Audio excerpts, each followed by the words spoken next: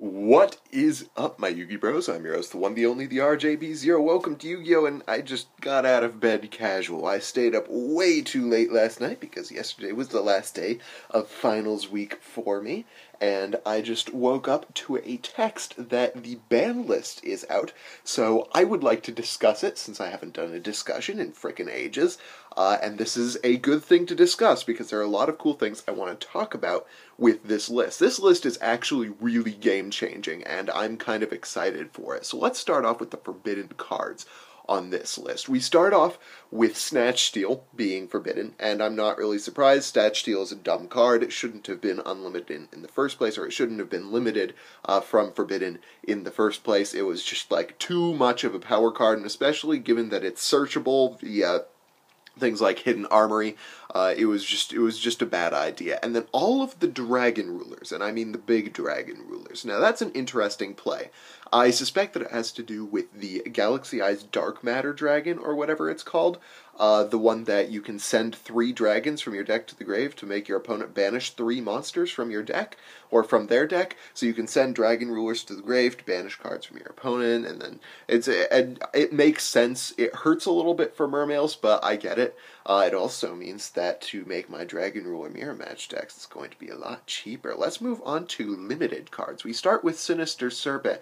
I suspect this has to do with the recent release of the errated versions of many of the old forbidden broke-ass cards, some of which we got in the Return of the Bling series. And so Sinister Serpent is an okay thing to bring back. Tour Guide from the Underworld getting limited. This is pretty big for the Burning Abyss deck, because it's one of the main cards that gets their plays going. However, I don't think that this really cripples Burning Abyss. Burning Abyss can make plays without Tour Guide, and they frequently do. I think that it's just going to make them a slightly less broken deck just out of the gate.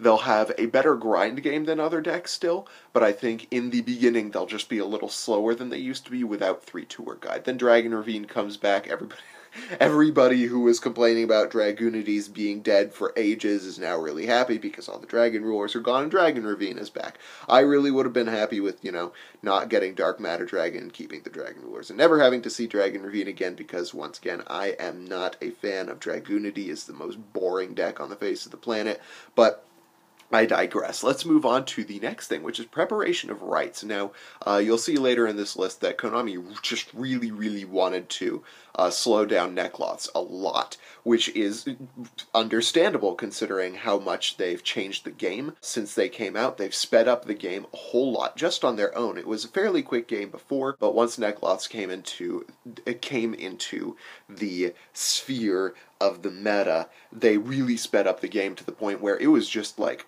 it was almost an OTK machine. I don't really like saying that about the meta because usually it's not true. Usually it's just like complaining casual players talking about how everything's about OTKs, but really this format, it has quickly come to that, where if you don't start out incredibly strongly right out of the gate, you've lost the game. So it looks like Konami's really hitting Neckloths just to slow them down, and the other deck they're really hitting is Clifforts. As you'll see here, they start off with a limit to Sacrifice, which is a big deal for the deck. This is actually a bigger deal than one of the things that I'm going to get to later. Sacrifice is a really big card for the deck. It's not only one of their main search cards, but it also enables their plays. I think that is going to be a really big deal for the deck. However, I would not discount Clifforts. Even after all the limits and semi-limits that they received on this ban list, I still think we are going to be seeing top-tier Cliffort play, just because the support that they still have is really amazing. Then we have Symbol of Heritage limited. Symbols of Heritage is one of those things that has been the cause of many cards getting limited and banned, and it has been going back and forth, I believe, on the ban list itself. It might not have. It might just have been the cause of many other cards. But now that it's limited, Konami does not need to shift around as many cards like Duloran got shifted around a lot because of Symbol of Heritage. There are just a lot of dumb things that Symbol of Heritage does that Konami just needed to get rid of it with. Temple of the Kings, Crush Card Virus, Ring of Destruction, these are all things that got erratas.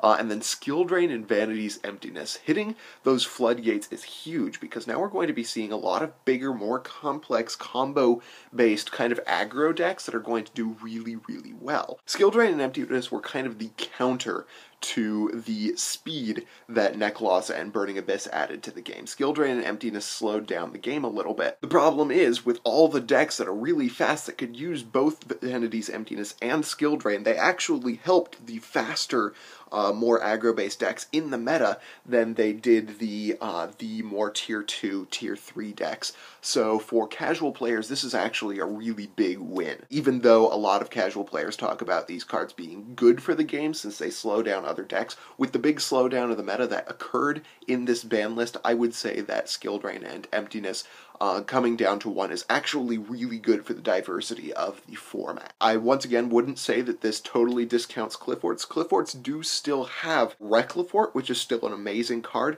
and they still have a really ridiculous number of plays that they can make with the deck, even with Cliffort Scout semi-limited, which begins our discussion of the semi-limited cards. Cliffort Scout being semi-limited is not that big a deal for the deck. We are now limited down to 6 ways of getting Scout out of the deck, as opposed to 9, which used to be, 3 Cliffort Scouts, 3 Summoner's Arts, and then 3 Sacrifice. Now, you're still very likely to be able to open with Scout. The deck still, once again, has a lot of plays that it can make, but I think Cliffort Scout being semi-limited once again slows down the game and slows down the deck. I do think we are going to see Cliffort high-tier play in the near future after this format, but I just don't think it's going to be as dominant as it once was. And then we have Nekroz of Brionic. Once again, this slows down the deck a little bit, makes it less likely that you open with it. It also means that you have fewer chances of getting it later in the game. So Nekroz of Brionic is a thing on the semi-limited list, and I'm very much happy with that. Legendary 6 Samurai Xian is finally semi-limited. There's really no reason for it to be limited for so long.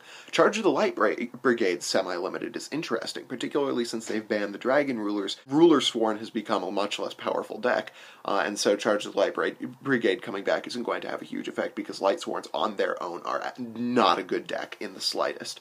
And then Sacred Sword of 7 Stars being semi-limited.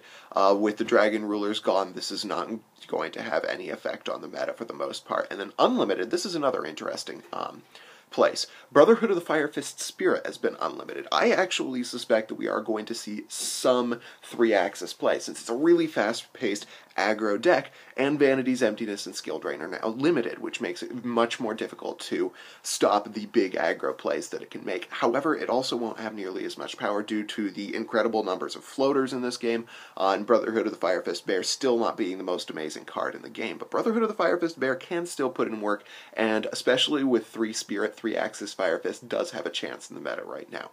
All the Baby Rulers came back, that's not surprising. Gladiator Beast Bestiari is unlimited. This is not going to change the game. Gladiator Beasts are not going to wreck the format, mostly because Gladiator Beasts still don't have a way of searching War Chariot. Gores is now unlimited, nobody was using it before. Lone Fire Blossom is unlimited. This is really interesting, particularly with the new Rose cards coming out. I think that we may see plant play in the at least fairly distant future. Even if we don't have any new plant archetypes announced, I am absolutely certain that Lone Fire Blossom being at 3 is going to be helpful to plant-based decks, and I suspect that Nick Gibson is going to be very, very happy about this. Goyo Guardian to 3, once again, nobody was using it, and Hieratic Seal of Convocation, they really need to make up their mind about this card.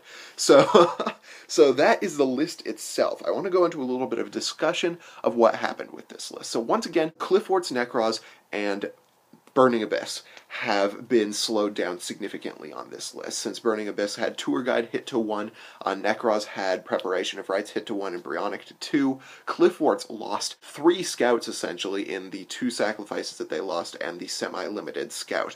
So this is just a really big shift in the meta. The big winners, however, out of this list are Shadows and Satellar Knights, which once again have failed to be hit in any significant capacity. Danko Seka did not get touched on this list. The only thing that really hurt Shadows on this list is the loss of Snatch Steal, but everybody could use Snatch Steal. So that wasn't even something that was really limited to Shadows in its use. Shadows did not get hit, and Vanity's Emptiness and Skill Drain both got hit on this list, 2 things that had a significant effect on Shadows' ability to play. Especially since Necklaw's Shadows' biggest competitor, the real big problem for Shadows, have gotten hit on this list. list have gotten significantly slowed down. I also think we're still going to be seeing Nekloth play. I think this isn't going to destroy the meta.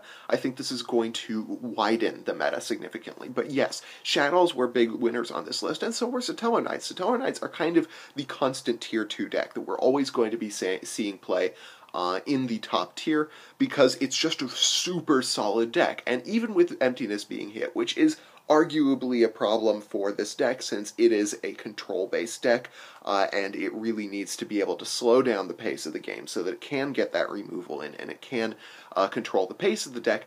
It also is hurt to some degree by Vanity's Emptiness and especially by Skill Drain. So I think Satoa Knights are big winners on this list. I think that's really the main shift of this list, besides what it does to the future. This list is really very much an investment for the future, since it did hit a lot of cards that are going to be problematic for decks coming out in the near future. So I think also Ritual Beast and Yosenju were really big winners on this list, since they both do better in a slowed down game. There are a lot of decks that did really well on this list just because they are fairly fast decks that weren't nearly as fast as Nekloth and Burning Abyss and Clifford's, and so they were being hurt by the meta, but they didn't get hurt by this list. So I'm actually really excited for this format. I might not get to play during it, but it'll be cool to see. So I hope you guys liked this video. If you did, hit that thumbs up button. If you didn't, let me know why in the comment section below. And of course, subscribe for more decks, discussion, analysis, and general Yu-Gi-Oh! Shenanigans. And when I say that, I mean it. I do have duels and a Mermail deck plus Neptibus coming your way in the near future, so I would be excited about that if I were you. And I am working on an incredibly long project, which is the best of live stream compilation. These live streams are my favorite part of, basically my favorite part of the channel. So many fun things happen during the live stream, but a lot of you guys don't get to watch it because they're 2.5 hours long, sometimes more than that. And so I want to show you guys the best of the live stream videos so that you guys can join in on the fun. Thank you guys for watching. I'm your host, the one, the only, the RJB0, and I got a jet. See you guys.